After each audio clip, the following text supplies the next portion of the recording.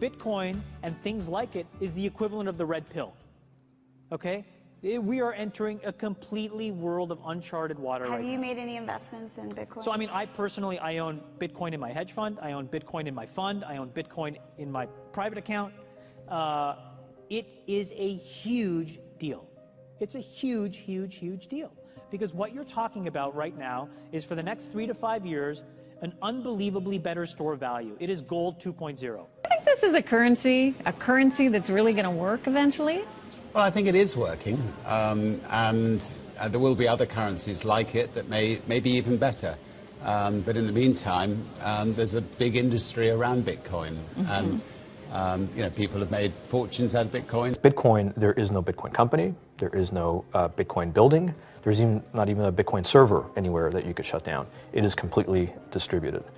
That's what's unique about Bitcoin. It is, for the first time, a way for the two of us to exchange value online without a third-party intermediary. Until the invention of Bitcoin, for you and me to exchange money online, we had to employ a third party, like PayPal, like Visa, like MasterCard, right? And we live in the 21st century. If we want to have a video call to China, we can do that for free. But to send a couple $100, which is essentially just ones and zeros being moved around, costs 5% plus takes over a day. Bitcoin is exciting because it shows how cheap it can be. Bitcoin is better than currency in that you don't have to be physically in the same place. And of course, for large transactions, currency can get pretty inconvenient. You'll see Bitcoin trading at 1,000, 2,000, 5,000, 10,000. Rick Falkvinia does an excellent analysis. He predicts that Bitcoin will capture between 1 and 10% of the global Forex market, which implies a price of between $100,000 to $1 million per Bitcoin. Most of the people who are on the sidelines not buying Bitcoin today will start to buy Bitcoin when it gets over 1,000. And then a greater percentage of people will definitely plow into Bitcoin when it starts to get over 10,000. It's still predicting Bitcoin, $10,000 per Bitcoin in 3 years. Casares, he is the CEO of Zappo, which is a Bitcoin wallet and Bitcoin vault. I think it's mostly a very positive thing. I think we're going to see ups and downs like with any other emerging technology. But I think Bitcoin is here to stay, and it makes sense that it be taxed and treated like any other. So let's make a bold call here. In 10 years, what do you think Bitcoin will be worth? One Bitcoin? Between $500,000 and $1 million. I suggest that everyone go back to buy one Bitcoin. Not too much, only one is enough. If everyone in this world, people, just to go back buy one Bitcoin, the Bitcoin value go to the $1 million. And when the Bitcoin have $1 million, all around the world will be crazy. And everyone will be the follow, and the other digital currency just to be be grandson of the Bitcoin.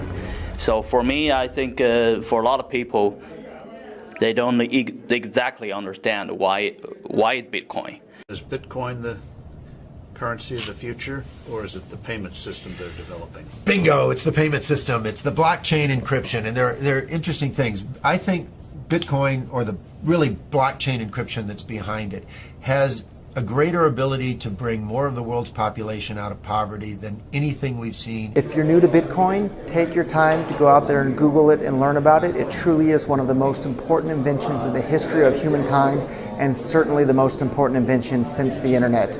Go out there, make a Bitcoin wallet, get involved, start using it, learn about all the positive ways in which this is going to improve the lives of every single person on the planet. Get involved, do it today. It's going to help everybody. Thank you.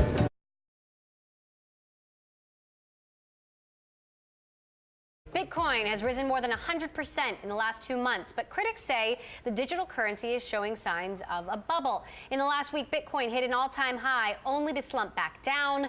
It's this kind of volatility that gets bears worried, not to mention questions about safety, fraud, lack of government recognition, and competition from other digital currencies. Joining us now to break it all down is Polychain Capital founder and CEO Olaf Carlson Wee. Polychain is a hedge fund backed by Andreessen Horowitz and Union Square Ventures. Also joining us, our Bloomberg editor-at-large, Corey Johnson. Olaf, I want to start with you. Is there a Bitcoin bubble? What do you think? Well, we've seen really fast growth in Bitcoin recently. I think this is an uptick coming from an industry that hasn't been moving as aggressively in the public radar. But now that a lot of the growth in the price is more closely tracking the fundamentals, I think we're seeing a big uptick for that reason. Corey, some investors have told me that Bitcoin is like gold. It is a finite resource and therefore just not as interesting. What's your take?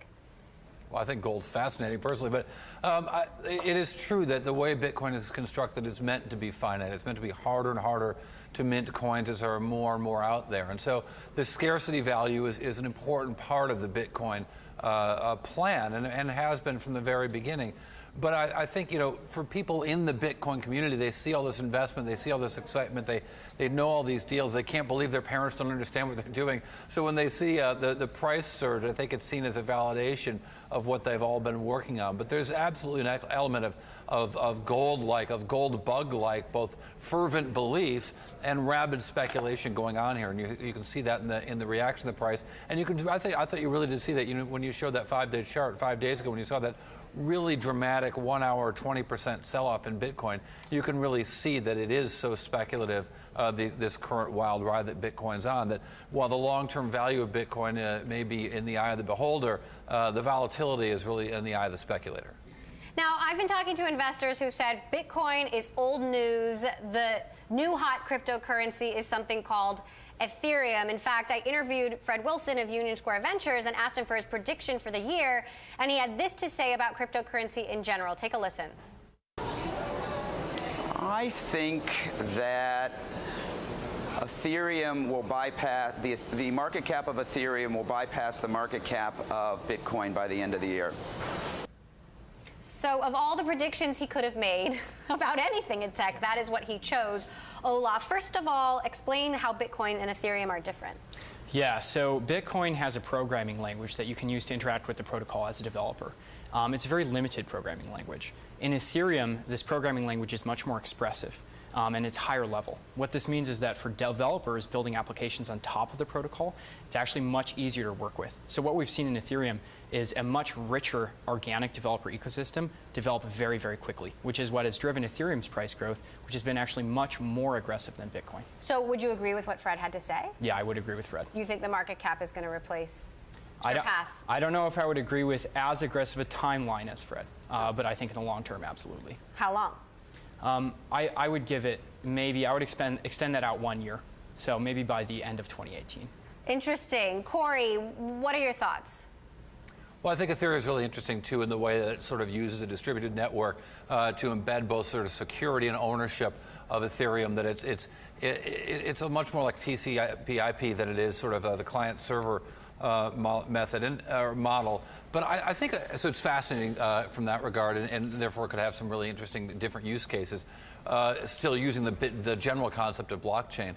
But I think that the other problem is that it's harder and harder to use Bitcoin. And one of the big issues that I think not a lot of people are talking about in the Bitcoin world are how hard it is to close a transaction. The speed of closing a transaction in Bitcoin is getting exponentially worse. And it's been happening, interestingly, coinciding with the big rise in the price. But it's just hard to do a deal on Bitcoin right now. We're showing a chart right now that shows how long it takes to get a confirmation on the Bitcoin network of a Bitcoin transaction. And it's getting slower and slower, and that may be a problem that's embedded into the actual coin itself, so that the Bitcoin can't really get out of its own way with this problem. There's been a lot of discussion of this problem for some time, well over a year in the Bitcoin community, but the fixes haven't worked. And the proposed fixes are challenging the very nature of Bitcoin. So unless a solution is found to this, I think that it's going to be a real problem, a wind in the face of Bitcoin's ascendancy, because the transactions, the deals just can't get done. What about the safety issues here, Olaf? I mean, we just covered this big ransomware WannaCry hack attack, and the hackers were asking for ransom paid in Bitcoin because of the anonymity. Will that change? Well, I think these technologies basically offer a whole new suite of use cases that weren't possible beforehand. So that includes both good actors and bad, just like the internet itself enabled both good and bad people. Are there any other cryptocurrencies that we should be watching? Oh, many others.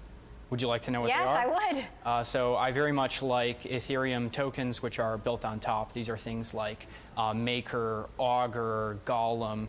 I also am a pretty big fan of some of these more novel types of signatures. So this is in things like Zcash or Monero. When do you think these are going to go mainstream? I mean, when will the average novice consumer be paying for things in Bitcoin or Ethereum tokens, whatever it is? So I think we're absolutely still in the kind of infrastructure building phase before we're ready for user-facing applications. But I do think within 1 to 2 years, we'll start to see the first viral applications that are user-facing.